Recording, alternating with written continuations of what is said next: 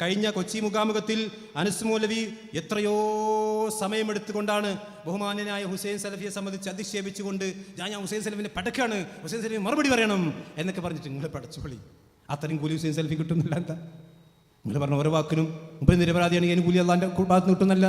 ഹുസൈൻ സലഫി ഇത് ശിർക്കാണ്, അല്ലെങ്കിൽ അനസ് മൗലവിയും അബ്ദുറഹ്മാൻ സലഫിയും ഈ എഴുതിയത് പച്ചയായ തൗഹീദുൽ ഉലൂഹിയത്തിൽ ശിർക്കാണ്, അതുകൊണ്ട് നിങ്ങൾ തിരുത്തണം എന്ന് പറഞ്ഞുകൊണ്ടാണ് നിങ്ങൾ അബ്ദുൽ ജബ്ബാർ മൗലവിയെ തിരുത്താൻ പോയതെങ്കിൽ ഈ കൊപ്രക്കടത്ത് വെച്ചുകൊണ്ട് ഞാൻ 10 കാര്യങ്ങൾ ചോദിക്കുന്നു. നിങ്ങൾ എണ്ണമിട്ട് മറുപടി പറയണം.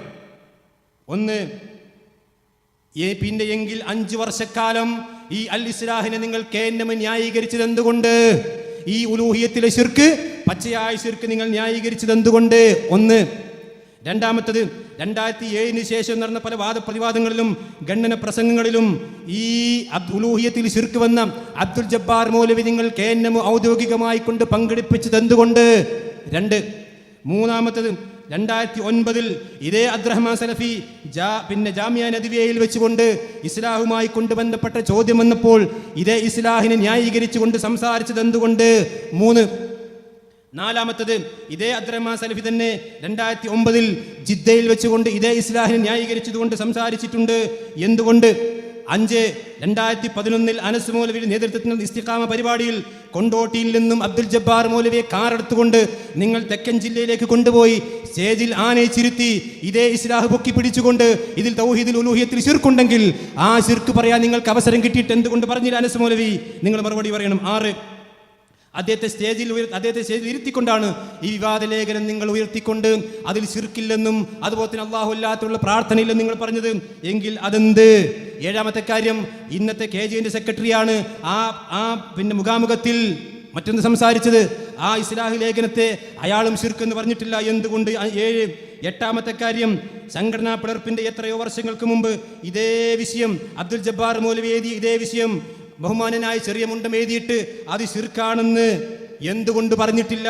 8. 9ാമത്തെ കാര്യം, മടവൂർ വിഭാഗവുമായി കൊണ്ട് പ്രശ്നമുണ്ടാകുമ്പോൾ ഒരു കച്ചിത്തുരുമ്പ് പോലും വിവാദമാക്കിക്കൊണ്ട് അന്ന് നടന്നിരുന്ന KNMന്റെ ആളുകൾ, അത് ആദർശ വ്യതിയാനമായി കൊണ്ട് പറഞ്ഞ ആളുകൾ, ഇത്രയും വലിയ തൗഹീദുൽ ഉലൂഹിയത്തിൽ ശിർക്ക് സംഭവിച്ചിട്ട് എന്തുകൊണ്ടാണ് 2002 മടവൂർ വിഭാഗത്തിനെതിരെയുള്ള ആരോപണങ്ങളിൽ ഈ ചെറിയ മുണ്ടം എഴുതിയ ലേഖനം നിങ്ങൾ ഉൾപ്പെടുത്താതിരുന്നത്? മറുപടി പറയണം. നിങ്ങൾ ഇപ്പാണ്ടി തൗഹീദുൽ ഉലൂഹിയത്തിൽ ശിർക്കാകെ. ഇനിയോ ഈ 10ാമത്തെ കാര്യം, മടവൂരിന്റെ നേതാവായ സലാഹുദ്ദീൻ മദനി ഒരു മെഴുകുതിരി കത്തിച്ചു വെച്ചതുപോലും ബഹുമാനന അനസ് മൗലവി നിങ്ങൾ പിന്നെ അവർ ശിർക്കിലേക്ക് പോയി എന്ന് പറയാൻ വേണ്ടി തെളിവായി ഉദ്ധരിച്ചിട്ടുണ്ട്. വിശദിക്കാൻ കഴിയാക്ക്? സലാഹുദ്ദീൻ മദനി ഒരു മെഴുകുതിരി കത്തിച്ചു വെച്ചത് ഇതാ മടവൂരികൾ ശിർക്കിലേക്ക് പോയിരിക്കുന്നു എന്ന് പറഞ്ഞുകൊണ്ട് പ്രസംഗിച്ച നിങ്ങൾ എന്തുകൊണ്ട് ഈ 2 കാര്യങ്ങളും പച്ചയായ തൗഹീദുൽ ഉലൂഹിയത്തിൽ ശിർക്കാണെന്ന് 5, 6, 11 വരെ പറഞ്ഞില്ല?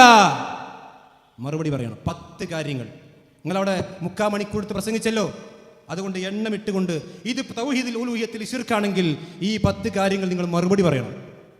മുജാഹിദ് പ്രസ്ഥാനത്തോട് നിങ്ങൾ മറുപടി പറഞ്ഞു കൊടുക്കണം. നിങ്ങൾക്ക് തോന്നുമ്പോൾ ഒരു കാര്യം ശിർക്കാക്കുക, അതുപോലെ തന്നെ ശിർക്കല്ലാതെ ശിർക്കാക്കുക.